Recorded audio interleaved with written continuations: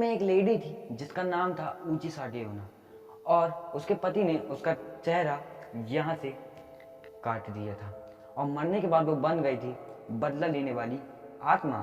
और उसको लोगों का मारने का स्टाइल भी बहुत यूनिक है। तो आज की इस वीडियो में हम जानेंगे क्या है इसका सच और क्या है जैपनीज अर्बन लीजेंड की कहानी। तो चलिए बिना किसी देरी के शुरू कर देते हैं आज का फाड़ू वीडियो।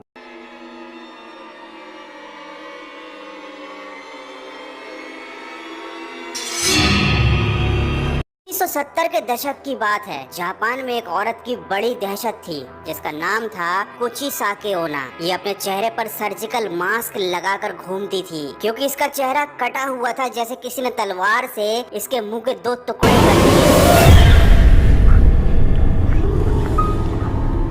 तो अब मैं आपको बताता हूँ कि ऊची साकेओना एक प्रेत आत्मा कैसे बनी। दरअसल ऊची साकेओना की शादी एक जापानीज समुराय से हो जाती है, लेकिन ऊची साकेओना का अफेयर एक दूसरे बंदे के साथ चल रहा होता है। जब समुराय को इस बात का पता चलता है तो वह अपने आप को संभाल नहीं पाता और समुराय एक दिन इन दोनों को रंगे हाथ पकड़ लेता है बातचीत करते हुए। फिर उसके बाद समुराय इस आदमी से पूछता है, क्या तुम्हें ही मेरी बीवी मिली थी चक्कर चलाने को? तो सामने वाले ने जवाब दिया कि तुम्हारी बीवी है ही इतनी खूबसूरत कि मेरा उस पर दिल आ गया। तो इस बात को सुनकर समुराय आग बबूला हो गया और अपनी तलवार उठाकर ऊची साकेओना का मुंह कट कर दिया। और फिर उसने बोला, अब देखता हूँ कौन तुम्हारे प्यार में पड़ता है या फिर कौन तुम्हें खूबसूरत बोलता है। बस फिर इसके बाद ऊची साकेओना बन गई प्रेत आत्मा बदला लेने। कहानी कितनी सच्ची है या कितनी झूठी है इसके तो कोई सबूत नहीं है, क्योंकि वहाँ के लोगों ने पता लगाना चाहा भी लेकिन उन्हें ये दंत कथा बताई। तो अब हम जानेंगे इस कहानी के पीछे कितनी सच्चाई है या कितनी नहीं।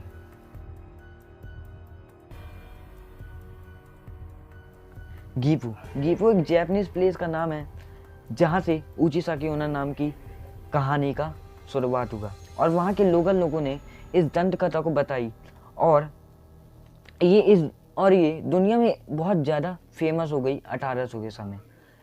और इसी के करीब 170 साल बाद जापान में ऊची साकेओना नाम का फिर से दहशत फैलने लगा, क्योंकि वहाँ के बच्चे जो थे वो गायब हो रहे थे।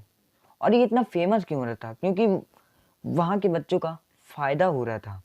और ये जो ह्यूमर है ऊची साकेओना नाम का वहाँ के यानी कि जापानीज हाई स्कूल में बहुत ज़्यादा फेमस हो रहा था। इससे बच्चों का क्या फ़ायदा था?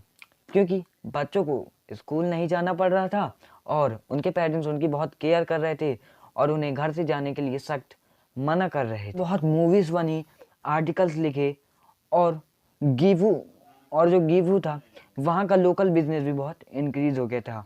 और एक यही रीज़न थी कि इस अफवाह को इतना बढ़ावा दिया गया। सन 1800 में पुलिस की एक कार ने एक औरत को रात में एक बच्चे का पीछा करते हुए पाया।